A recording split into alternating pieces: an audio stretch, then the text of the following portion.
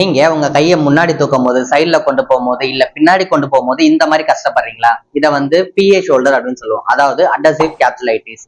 உங்க ஷோல்டரை சுத்தி இருக்கக்கூடிய கேப்சூல்ல இன்ஃபிளேம்ட் ஆகி டைட் ஆகுறதுனாலதான் இந்த ப்ராப்ளம் வருது. இது 3 ஸ்டேஜ்ல இருக்கு: ஃப்ரீசிங், ஃப்ரோசன், தாவிங்.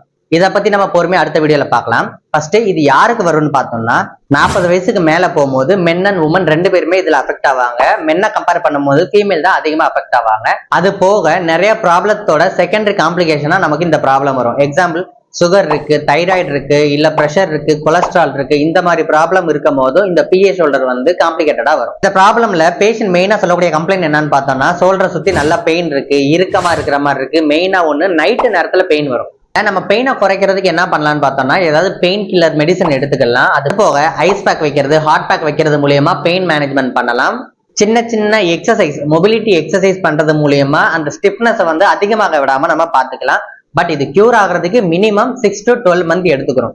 இந்த வீடியோ உங்களுக்கு யூஸ்ஃபுல்லா இருந்துச்சுன்னா லைக் பண்ணிட்டு, உங்க ரிலேட்டிவ்ல யாருக்கு ஷோல்டர் பெயின் சொல்றாங்களோ அவங்களுக்கு இதை ஷேர் பண்ணுங்க, அவங்களே இதை தெரிஞ்சுக்கிட்டோம். இந்த மாதிரியான ஹெல்த் டிப்ஸ் ரெகுலரா தெரிஞ்சுக்கிறதுக்கு என்ன ஃபாலோ பண்றதுக்கு மறந்துடாதீங்க.